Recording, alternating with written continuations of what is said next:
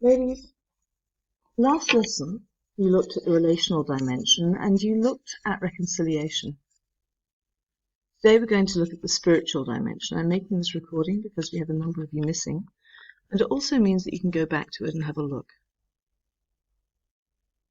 We don't own the land. The land owns us. The land is my mother. My mother is the land. Land is the starting point to where it all began. It's like picking up a piece of dirt and saying, this is where I started and this is where I'll go. The land is our food, our culture, our spirit and identity. Aboriginal author and Yorkie woman Hills Morris expressed this connectedness to the land beautifully in her poem Spiritual Song of the Aborigine. I am a child of the Dreamtime people, part of this land like the gnarled gum tree. I am the river softly singing, chanting our songs on my way to the sea. My spirit is the dust devils, mirages that dance in the plain, and the snow, the wind, and the falling rain. I'm part of the rocks and the red desert earth, red as the blood that flows in my veins. I am eagle, crow, and snake that glides through the rainforest that clings to the mountainside. I awakened here when the earth was new. There was emu, wombat, kangaroo, no other man of a different hue. I am this land, and this land is me. I am Australia. We're going to have a look at the introduction to First Australians, a very effective mini-series or television show on WSBS. And as you can see on the screen, it says it may contain named images, voices of deceased Aboriginal and Torres Strait Islander people. And the things we're trying to do is use Aboriginal voices to share the story, to learn from, just as the children learn at the knees of their elders. We draw from them.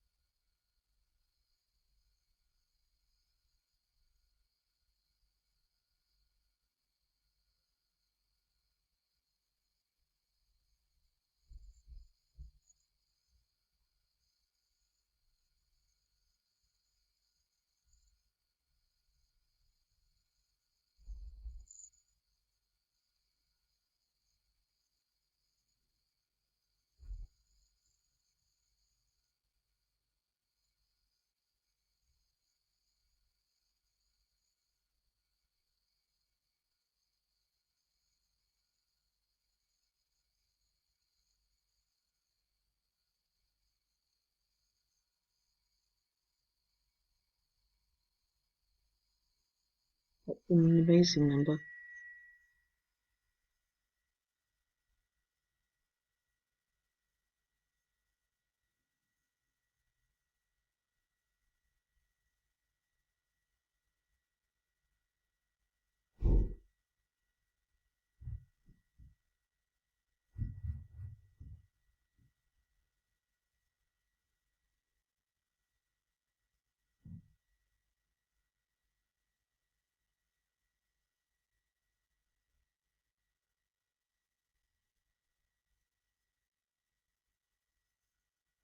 I think that's really important, that we understand just how precious the gifts we've been given are.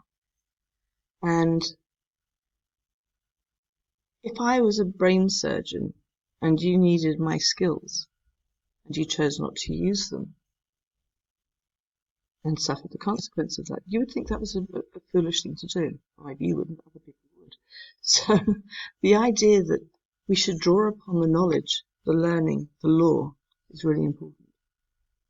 You're going to create an account on Prezi when you click on the link I'm going to give you in a second. And you're going to make a copy. And you can insert your responses into the Prezi or collate your responses to the activities in your OneNote, this page. So let's go to Prezi. We're going to look at Ninian Smart's dimensions of religion. I'm going to go through these faster than I did in class because you're able to pause the video. So we're going to start with the narrative dimension.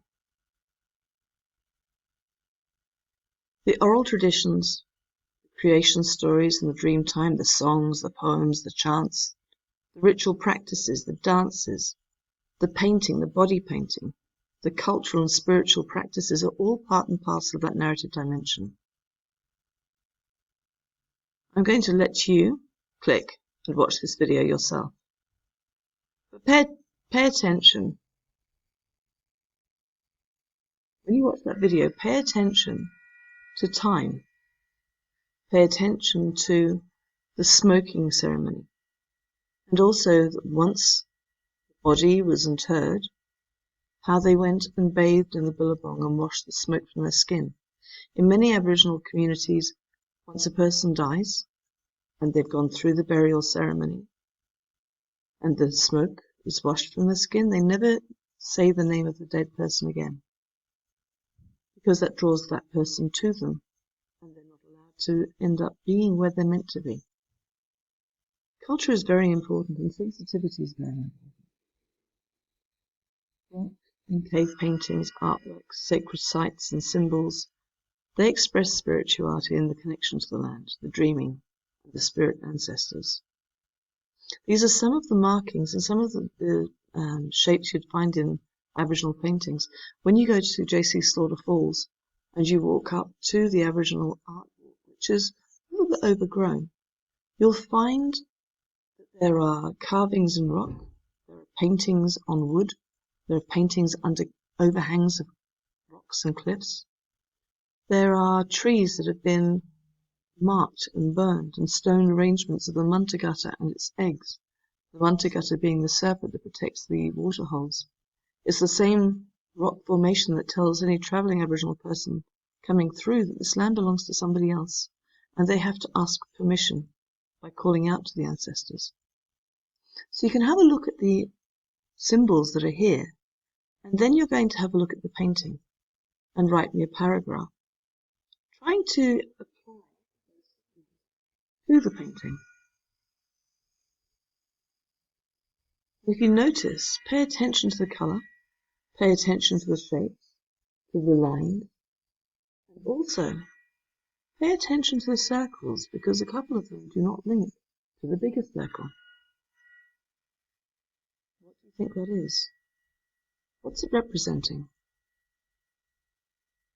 In class we talked about the fact that these are walkways, resting places, that the links are the roads, and you can see there are different sizes.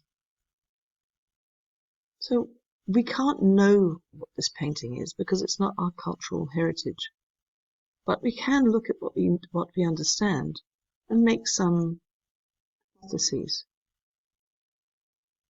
You're going to write a paragraph explaining what the image might represent. Use the TEAC format for your paragraph. You might like to begin with a topic sentence that recognizes that you don't know what the picture is about, but based on the key provided, you think that it represents, and then go on to that. The next dimension is the doctrinal dimension. This is the dreaming, which is central to Aboriginal spirituality. It represents the beginning of creation, life and nature, the patterns and the cycles of the environment. Great spirits walked the earth before people and animals were made, and we saw that in the introduction to the first Australians. With the spirit world, as we saw before, the spirit returns after death to the place of the spirit ancestors, and it may be reincarnated or remain in that spirit world. When I click the next button, it'll take us to the video. It talks about whales and the relationship of the whales. And I want you to think about how you feel when you go whale watching, the connection that you have. Now we go as tourists. How much more meaningful might a shared moment be if you identify with that whale as part of you? So this lesson, we only managed to get to this point. We watched the video and then we talked about it. We went to the experiential dimension and we watched Jabberkai up in Cairns. There's an immensely strong connection to the land and the kinsman. The way of life is in connection to the land, and the land shares that sacredness of the dreaming. If you go to Cairns, just outside Smithfield, there's a big centre called Jabberkai. I was lucky enough to teach some of the kids who work there, adults now. And they share their culture very cleverly. And the dance troupe shares the story, and it's explained to the audience as they go. I'm not going to play the video here, but I expect that you will.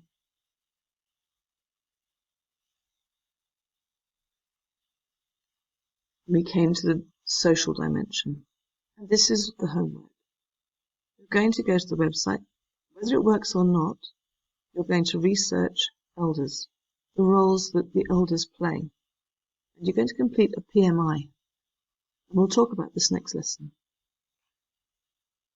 Have a lovely afternoon, ladies. Take care.